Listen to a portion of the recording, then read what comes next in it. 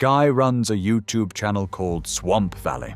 Bushcraft, gear reviews, wilderness survival, the kind of channel built on a genuine love of the outdoors.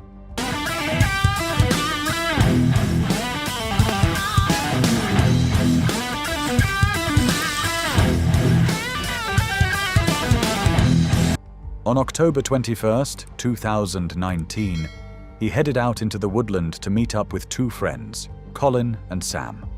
Alright, so I'm in Lanfine Estate and heading up to go meet Colin and Sam. They've already got to the camp and just gonna go have a little fire, chill out, should be good. Stay tuned. A backpacking trip. Nothing unusual, just three guys and the trees. Sky set off down the trail alone, planning to link up with the others further in. Almost immediately, something felt wrong. Right, I don't want to sound like a big pansy. This is really freaking me out. Somebody is actually following me. And the woods were too quiet. The kind of quiet that isn't peaceful. It's watchful. Sky slowed down, looked behind him. There was someone there, not close enough to confront, not far enough to ignore, just there. Who the hell is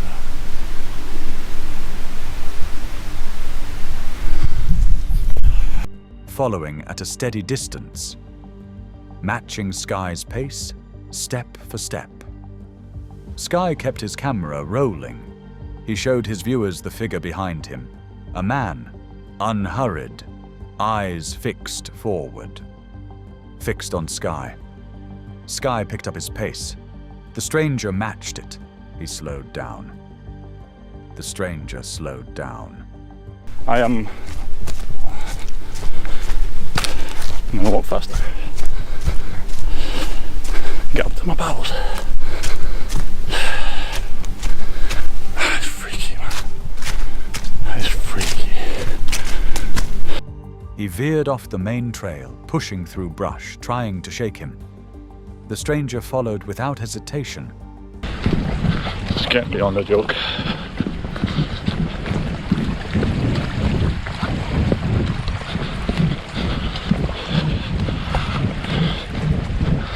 Really isn't.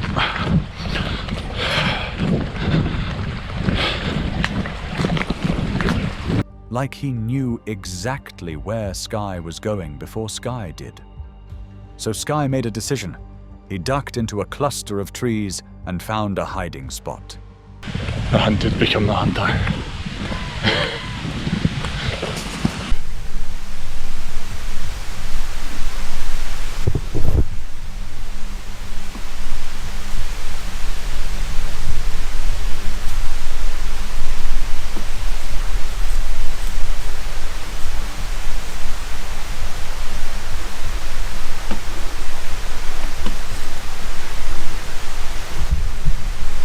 Crouched down, went completely still.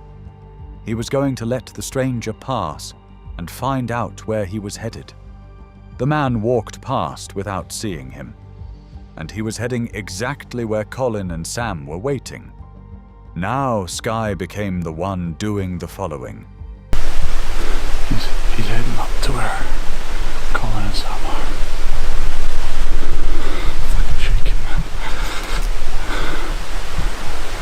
Yeah, I'm gonna follow him. He crept behind the stranger at a distance, watching. The man moved with purpose, deeper into the woods, off any marked trail. I lost track of him, but I can see. I don't know if you can see. That's the fire. That's Colin. But where the fuck did he go? Honestly, I was about 50 meters behind him. I don't know where he's fucking gone. Until he stopped in a small clearing and started building a fire. Sky crouched behind a tree, hands shaking, and pulled out his phone to call Colin and Sam.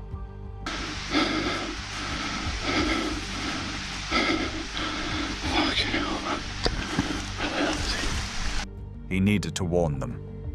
Whatever this man's intentions were, they weren't good. He kept low, kept quiet. And then the footsteps came from behind him. Oh, fucking hell! Jesus! Fucking hell! Oh. The stranger had doubled back. Before Skye could react, the man doused him in gasoline. Skye ran. He didn't think. He didn't look back. He just ran, crashing through undergrowth, branches tearing at him, lungs burning, because the man was behind him. Fucking hell! The fuck! Fucking! Jesus fucking! I get fucking burned. Fucking river. Fucking river.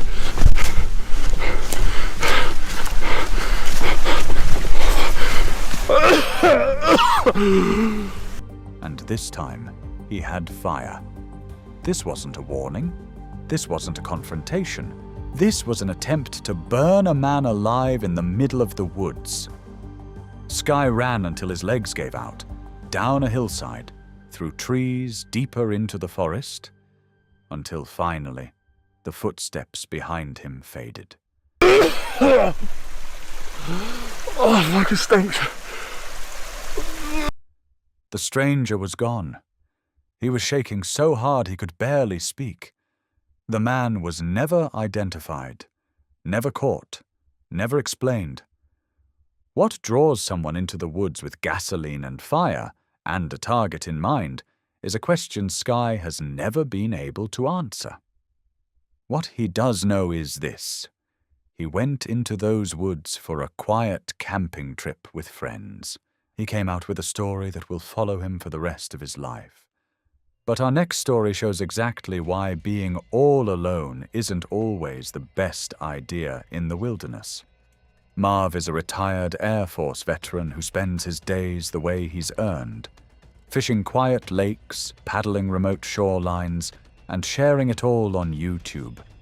His videos are peaceful, unhurried, the kind that make you want to call in sick and go outside. Lake Lanier in Georgia is one of his favorites. And on this particular morning, everything looked exactly the way it always does, until he heard something that didn't belong. Hello? Hello?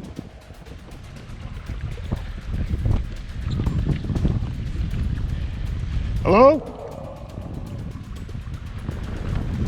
I think we got somebody down, folks. A sound drifted across the water. Faint at first, easy to dismiss.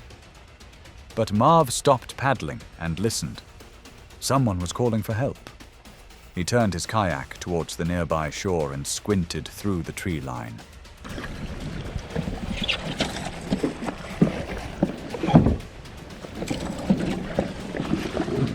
Hello?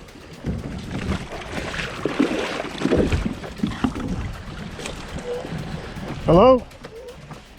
Hello? Something was on the ground. A shape. A figure. He paddled closer. It was a woman, face down in the dirt. Gasping for air, Marv pulled his kayak ashore and immediately called 911. Hello? Ma'am, are you okay? Stand by. Let me get help. Let me get help.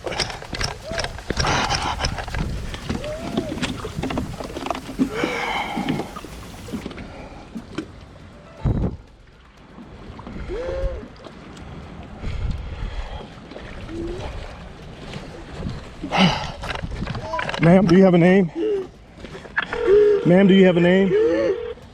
But here's where things got complicated. They were nowhere near a public road. No street signs, no landmarks. Deep on the lake's edge, surrounded by trees, the kind of place that doesn't have an easy address. With the woman still on the ground and emergency services on the line, Marv made a decision.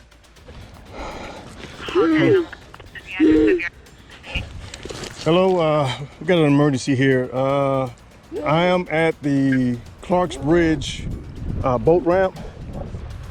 I'm across from it at another boat dock, and I have a white female who's on the ground.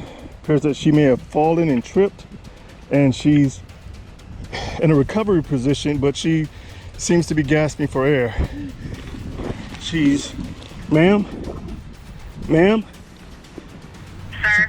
Yes, Can ma'am. you give me an exact address? Are you on the Lake Road? No, ma'am. I am actually on land right now. I'm on shore across from the Clark's Bridge boat ramp.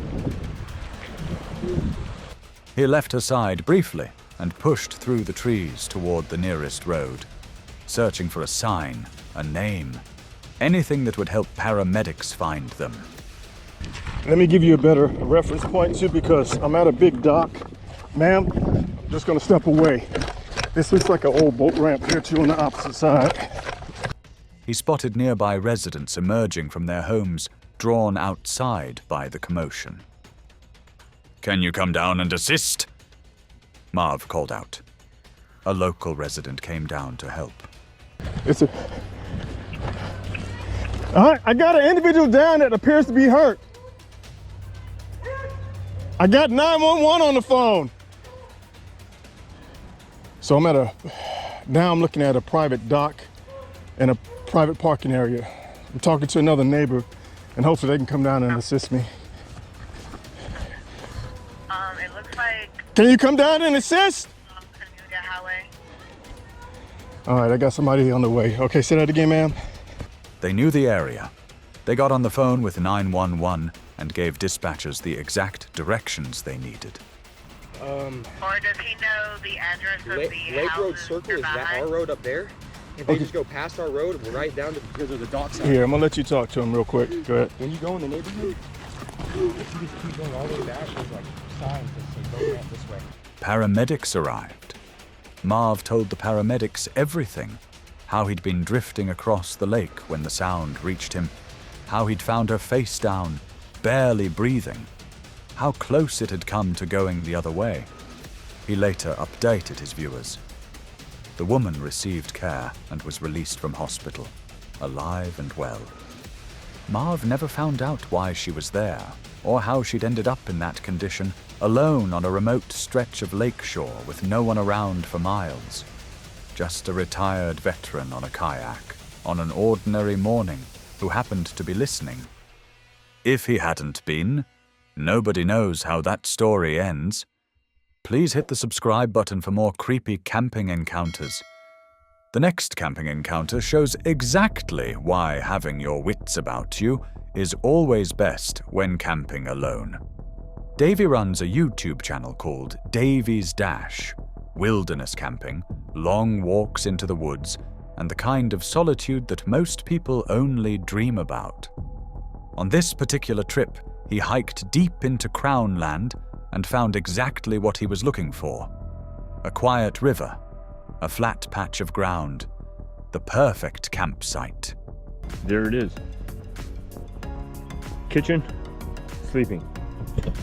So we have the my Coleman bag, which is my summer bag.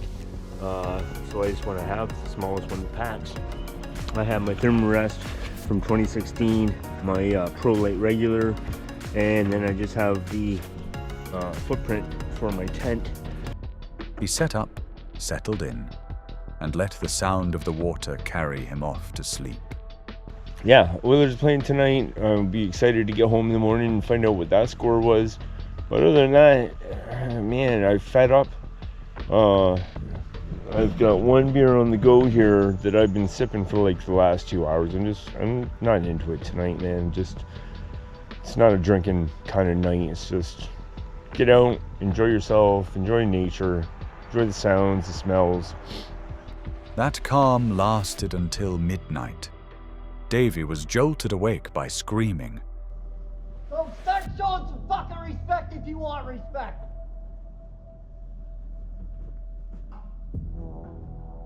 Not outside in the distance, right there, 10 feet from where he lay in his sleeping bag. A man was standing over him. In each hand, the stranger gripped a black iron pipe, the heavy kind used for gas lines. Thick, solid, lethal if swung with intent. Do you need my light to help you get out of here? No. No? You know how to get out? Would you mind just giving me a few minutes? I'm still in my sleeping bag. Why are you in your sleeping bag? You knew there's somebody in a tent here. You knew that. Do you think they're gonna feel comfortable falling asleep in the middle of the night with a fucking stranger 20 feet away? Do you honestly think that? The answer is no! And you wouldn't feel comfortable either, would you? Alright, no, you wouldn't. Fair enough. Fair enough. My apologies. That's fair enough, mate. My apologies. I will push on. I already got a hold of fucking RCMP and told them to fuck get over here and deal with their fucking shit, because I'm sick of this fucking bullshit, mate. He pointed a blinding light directly into Davy's face. Davy couldn't see, couldn't move. All he could do was lie there, shielding his eyes, while the man screamed inches from him in the dark. An armed stranger, a blinding light, abusive screaming, and nowhere to run. This was not a warning shot. This man had walked into the woods at midnight, found a sleeping camper, and stood over him with weapons in his hands. And then, just as suddenly as he appeared, the drifter moved on, disappeared back into the trees. Davy lay still in the dark, heart hammering, and did the only thing he could think to do. He called the RCMP. Well, that's where I was sleeping.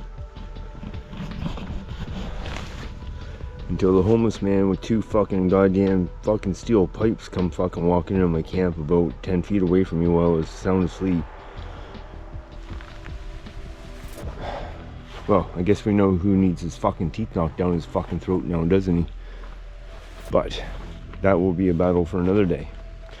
That is not our concern tonight. Our concern tonight is being somewhere safe and getting some kip. But now Davy faced a decision that nobody should ever have to make at midnight in the wilderness. Stay put and risk that man coming back, or pack up in complete darkness and navigate miles of dense forest alone with no idea what else was out there. He chose to move. So, alright, well, I guess we're shoving off. But, that motherfucker had better fucking watch the fuck out, because all I should do is just got up and fucking throttle him. But, again, he had 2 steel pipes in his hand, 10 feet away from where I was sleeping. And, yeah, that's not gonna work for me right now. So, let's just fucking go.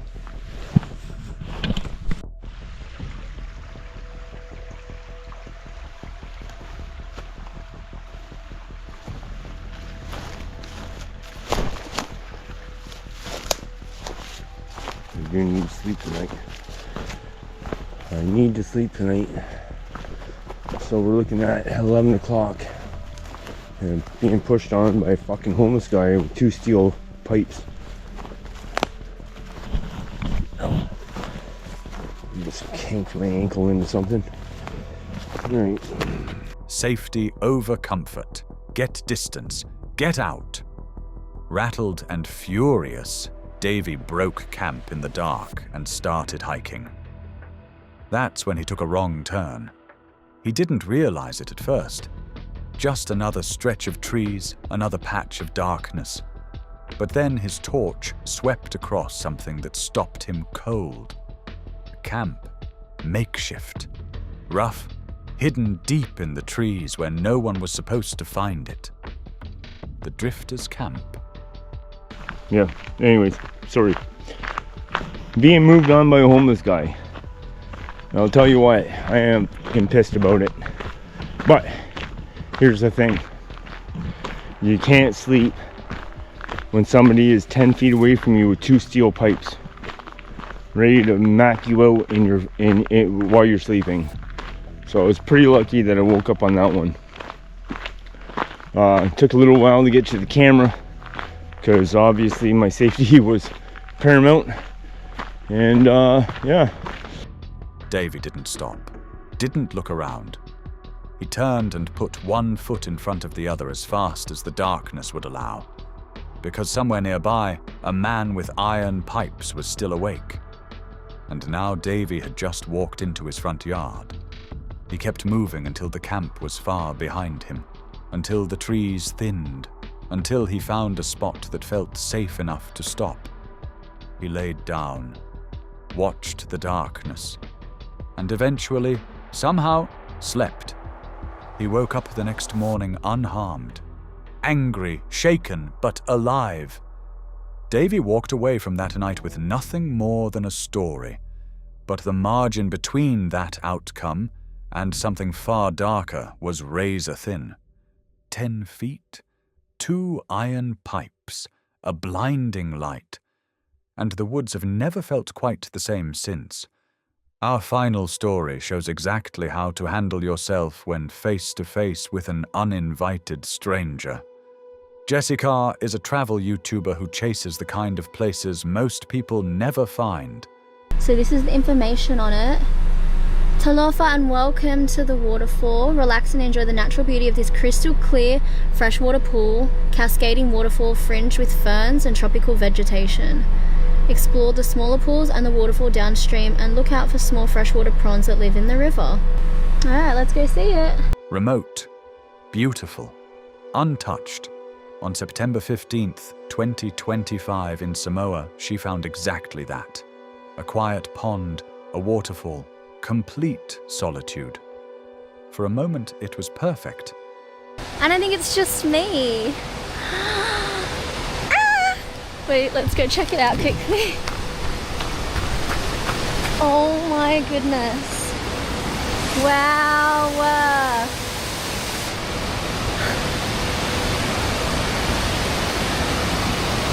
Then a man appeared. He wandered up casually and struck up a conversation.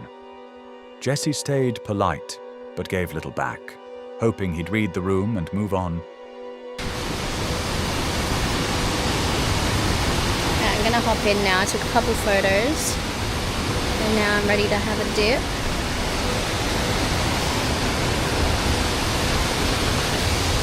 Are you okay?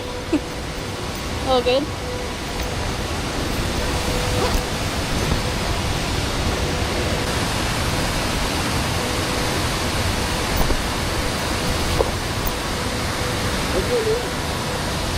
Jessie.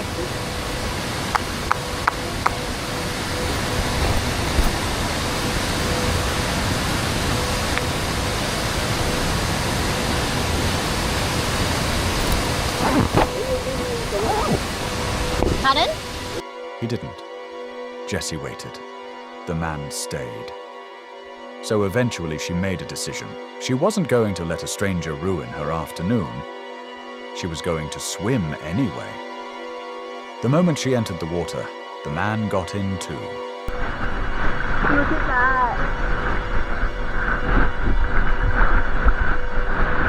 that. Jessie swam away from him and focused on her camera, documenting her experience, talking to her viewers, trying to reclaim the peace she'd come here for. He suggested a nearby cave, urged Jessie to come explore it with him. Pardon? Over there? I'll try. No, all good. The man is telling me that I should go over here. She said no and swam to the far side of the pond, putting as much water between them as possible. She was mid-sentence with her camera when a head broke the surface just feet away from her. The man had crossed the pond underwater, quietly. With no men around, preferably. Okay, this... Oh my gosh! Oh my gosh! You scared me! I'm good, thanks. Without drawing attention. He was right there. He pushed the cave again. Jessie stayed quiet.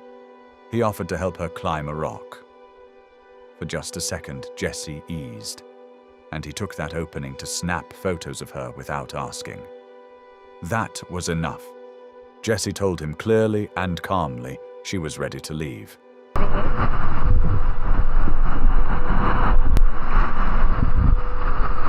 She didn't want his help getting back in the water. She told him she'd follow him across, and the moment she was in, she swam hard in the opposite direction.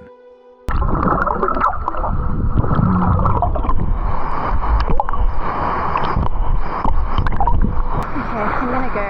If he follows me, I'll just head off, but I do want to give him a little bit of money for taking the photos of me, because that was nice of him to do.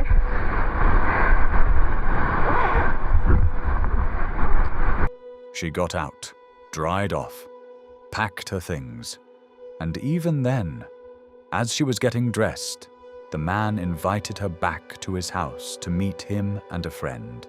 You don't play. Yeah, one day.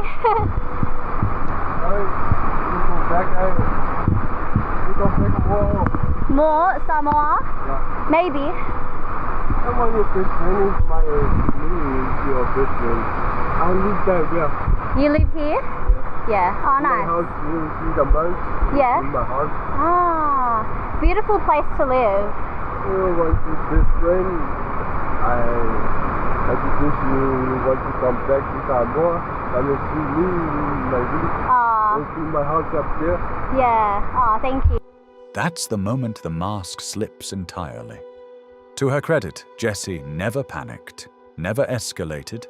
She stayed calm, stayed smart, and made it back to her car without giving him an inch. But let's be clear about what happened at that pond. The constant following, the cave, the underwater approach, the uninvited photos, the invitation to a stranger's home. These weren't awkward misreads. These were deliberate, calculated moves, each one testing how far he could push. The wilderness has a way of making you feel free, untouchable, like the rest of the world can't reach you out there. But sometimes that isolation cuts both ways. Jessie found her perfect place that afternoon in Samoa. She just had to share it with someone who had no intention of letting her enjoy it alone. She made it out. And that's what matters. But it could have gone very differently. The outdoors can turn on you in an instant.